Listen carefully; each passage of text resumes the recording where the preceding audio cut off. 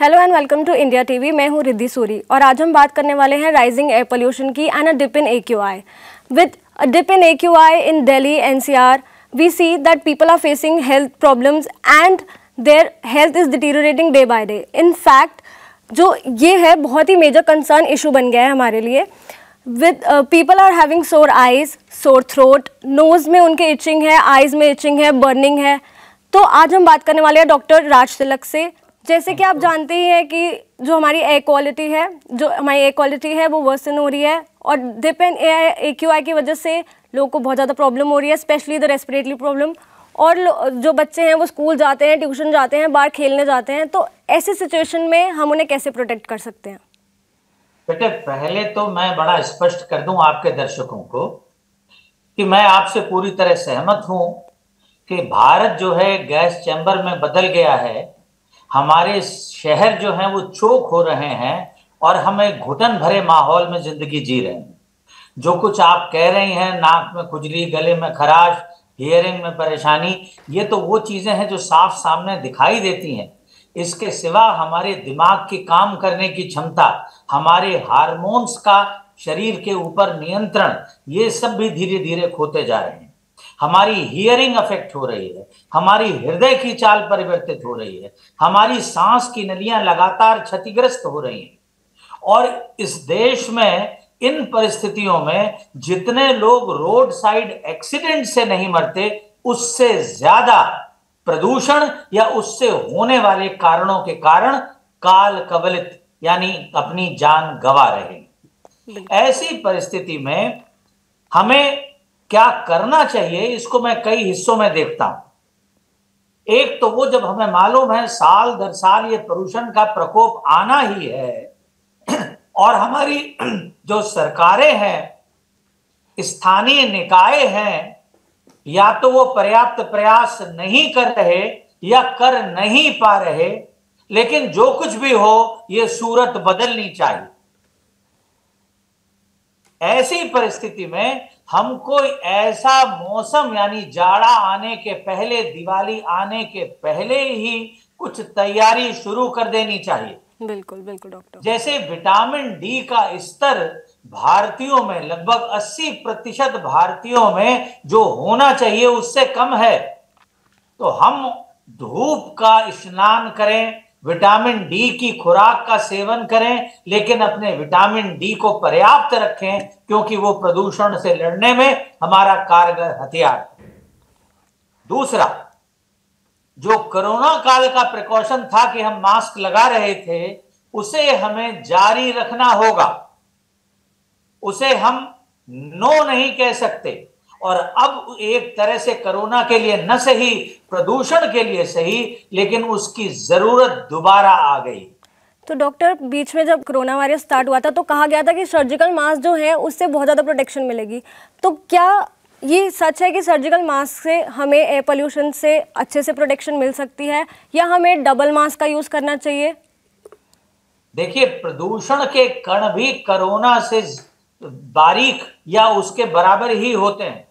इसलिए जिस किस्म के मास्क की अनुशंसा या रिकमेंडेशन की गई थी कोरोना काल में, हम उसमें कोई भी इस्तेमाल करें। नो मास्क से कपड़े का मास्क अच्छा, कपड़े के मास्क से सर्जिकल मास्क अच्छा, सर्जिकल मास्क से डबल मास्क अच्छा, और अगर आप N95 मास्क लगा सकें तो बहुत अच्छा। इसलिए मास्क कौन सा हो, इसको हम लोगों की सुविधा और उस एरिया में व्याप्त प्रदूषण के स्तर पर छोड़ दें, लेकिन कम से कम एक बात पे सिद्धांत रूप में सहमत हो जाएं कि मास्क जरूरी है। दूसरा, ये जो प्रदूषण के कण हैं, जब हमारे शरीर के भीतर पहुंचते हैं, और भीतर पहुंचेंगे ही, आपकी तमाम कोशिश के बाद भी पहुंचेंगे। बिल्कुल। खाने के मामले में आप निर्वाचन कर सकते हैं हम क्या खाएं क्या ना खाएं। पानी के मामले में आप चुन सकते हैं हम क्या पिएं और क्या न पिएं पेय पदार्थों के। लेकिन सांस के मामले में कोई निर्वाचन नहीं है।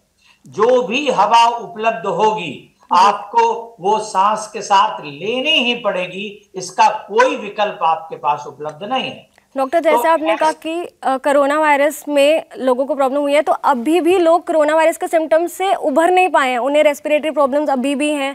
तो क्या ये जो एयर क्वालिटी वर्सन हो गई है ये उसमें और एडअप करेगा या लोगों की हालत और ख़राब हो सकती है? तो इस पे क्या कहेंगे आप? बिल्कुल आप ठीक कह रही हैं, जिसे कहते हैं putting one more nail in the coffin. Exactly doctor. परिस्थिति करेला तो थी ही, अब ये नीम चढ़ा करेला बिल्कुल हो गया। बिल्कुल।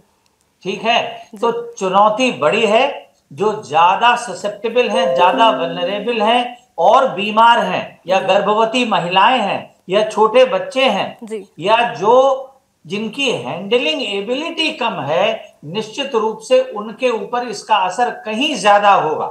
जी जी तो मैं अपनी पुरानी बात जहां छोड़ी थी उससे फिर पकड़ता हूं थ्रेड।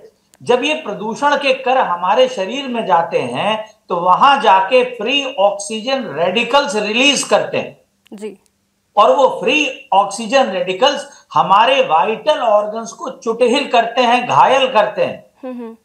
ऐसी स्थिति में ऐसी चीजें जो इन फ्री ऑक्सीजन रेडिकल्स को खत्म कर सके उन्हें एंटीऑक्सीडेंट्स कहते हैं, या ऑक्सीजन रेडिकल स्कैवेंजर्स कहते हैं। इसके अंदर वो चीजें जिनमें विटामिन ई प्रचुरता से मिलता है, ऐसी चीजें जिसमें विटामिन सी प्रचुरता से मिलता है, अगर हम ये लेते रहेंगे तो प्रदूषण के प्रभाव जो भी जितने भी हमारे ऊपर होंगे उनके दुष्प्रभावों से भी हम किसी हद तक बच सके।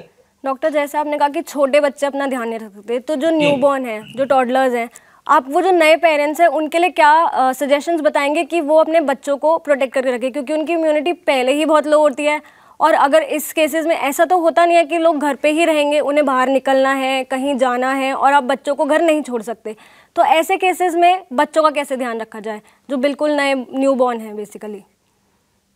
देखिए, आपने तो न्यूबॉर्न बच्चों की बात उठाई। दर हकीकत मैं एक कदम और पीछे ले जाता हूं, गर्भ में स्थित बच्चे को भी इस प्रदूषण का खतरा है। बिल्कुल। और उसके भी जहां अंग उपांग सब बन रहे हैं उसको एक चुनौती मिली हुई है इस प्रदूषण से। उसके अंदर जेनेटिक एबनॉर्मेलिटीज पैदा हो सकती हैं। जी तो बिल्कुल बच्चे क्या करें? इसके लिए बच्चों को जो 2 साल से छोटे हैं मास्क नहीं लगाया जा सकता, क्योंकि हो सकता है मास्क की वजह से उन्हें सांस न मिले और वो घुटन में ही अपना दम तोड़ दें और कह भी ना पाए, बता भी ना पाए। बिल्कुल। इसलिए जो एयर फिल्टर्स हैं, रूम एयर फिल्टर्स, और खास तौर पे ऐसे रूम एयर फिल्टर्स जिनके अंदर हीपा फिल्टर लगा हो, ये वर्ड इंपॉर्टेंट है, HEPA, high efficiency particulate matter को जो फिल्टर छान सकते हो, ऐसे हीपा फिल्टर युक्त एयर प्योरीफायर्स को अपनी वर्क प्लेस पे, अपने बेडरूम्स पे और ऐसी वनरेबल जगहों पे जहां आप दिन का ज्यादा समय गुजारते हैं, अपनी कार के अंदर आपको लगाना चाहिए। जब आप सड़क पे निकलें तो शीशे बंद करके निकलें, जिससे बाहर की हवा आपको परेशान न करे। तो कभी कभी लोग कंप्लेन करते हैं या ऐसा माना भी जाता है कि जो एयर प्यूरिफायर्स हैं वो सफोकेट करते हैं, तो क्या ये आप इस बात से अग्री करेंगे? क्योंकि आपने कहा कि एयर प्यूरिफायर हमें लगाने चाहिए।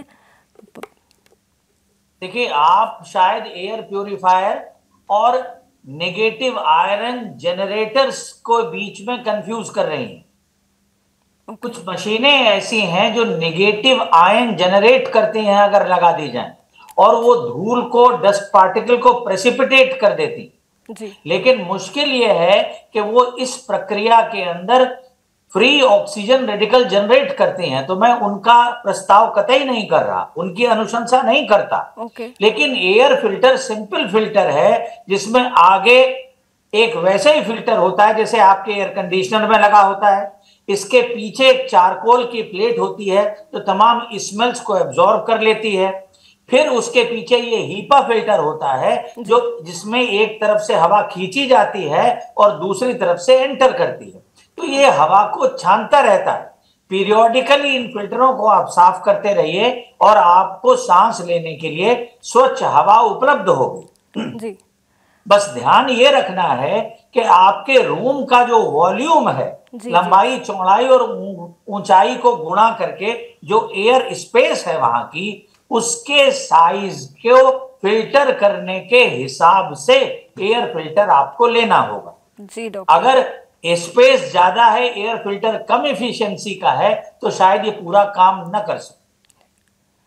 और डॉक्टर, कुछ जैसे बड़े लोगों को या बुजुर्गों को एडवाइस किया जाता है कि वो वॉक पे जाएं, वो यूजुअली मॉर्निंग वॉक और इवनिंग वॉक पे जाते ही हैं, तो ऐसे केसेस में वो कैसे बच सकते हैं, क्योंकि वो अगेन बहुत ज़्यादा वल्नरेबल है इन चीज़ के लिए, तो फिर उनके लिए ये सिचुएशन और ज़्यादा उनको खराब है। एडवाइस करिए कि धूप निकलने के बाद घूमने के लिए जाया करें, और शाम की और सुबह की जो ये घूमने की आदत है, इसको दोपहर की आदत में बदल। जी। वो ऐसा समय है जब हवा सूरज की रोशनी की वजह से ज्यादा विरल यानी रेयरिफाइड हो जाती है, ओके। और 10, 11, 12 बजे का समय उनके जाने के लिए श्रेयस्कर है, क्योंकि इस समय तक थोड़ी ठंडक भी कम हो जाती है, जी। और ठंडक और प्रदूषण के मिले जुले प्रभाव उनके लिए ज्यादा घातक हो सकते हैं। इसलिए उनके लिए 9-10 बजे जब आप ऑफिस जाते हैं तब वो घूमने जाए, समझ लें यही ऑफिस है उनका। जी जी बिल्कुल। और जो अस्थमा लोग, जिन लोगों को अस्थमा है, उनके लिए तो ये और ज़्यादा हार्मफुल है, उनके लिए क्या सजेशंस देंगे आप? देखिए, जिन लोगों को एस्थमा है, सीओपीडी है, एम्फाइसीमा है, या सांस संबंधी कोई और बीमारी है, तो उनके पास दो तरह के इनहेलर होते हैं। एक वो जो बचावकारी इनहेलर्स हैं, एंटी इन्फ्लेमेटरी इनहेलर्स कहते हैं, वो जी। भूरे रंग के होते हैं। अच्छा। और दूसरे वो होते हैं जो राहतकारी इनहेलर हैं, जो नीले रंग के होते हैं। जी। तो उनको अपने भूरे वाले इनहेलर की खुराक बढ़ा देनी चाहिए। अगर दिन में 2 बार ले रहे थे तो अब वो उसको 4 बार कर दें। जी। और अगर फिर भी समस्या में फंस जाएं तो त्वरित उपचार करें, यानी नीला वाला इनहेलर लेने में विलंब न करें। जी। अगर ये करेंगे और लगातार अपनी सांस की जो मॉनिटरिंग है, निगरानी है, पीक फ्लो मीटर के जरिए से, स्पायरोमीट्री के जरिए से वो करते रहें, जिससे पता लगता रहे कि सारी चीजें नियंत्रण में है, स्थिति बहुत बिगड़ जाएगी तब शायद चिकित्सक के लिए भी मुश्किल हो जाए। जी। तो यदि आप सामान्य हैं और अपने प्रयास से सामान्य रह सकते हैं तो बहुत अच्छा है, आपको शुभकामनाएं। लेकिन अगर किसी वजह से आपको कुछ समस्या हो रही है तो अपने चिकित्सक से जल्दी परामर्श करें। और डॉक्टर, जो लोग स्मोक करते हैं उनके लिए क्या एडवाइस देंगे आप? स्मोक छोड़ दें। It's so very simple. पर अपना भी भला करेंगे और बिल्कुल। अपने चारों ओर जो अपने परिवारजन हैं, जो परोक्ष धूम्रपान यानी पैसिव स्मोकिंग में फंस जाते हैं, हाँ। उनकी पत्नी, उनके बच्चे। अभी आपने बच्चों के हित का प्रश्न किया था, बच्चों के लिए क्या करें। मुझे लगता है स्मोकर्स के लिए समय आ गया है कि वो और धुएं की एक मशीन बनने से बचें, अपना भी भला करें और अपने परिवार का भी, अपने मित्रों का भी। मैं दुष्यंत कुमार की पंक्तियों में कह दूं कि सिर्फ हंगामा खड़ा करना मेरा मकसद नहीं, मेरी कोशिश है कि ये सूरत बदलनी चाहिए। Thank you doctor, thank you so much.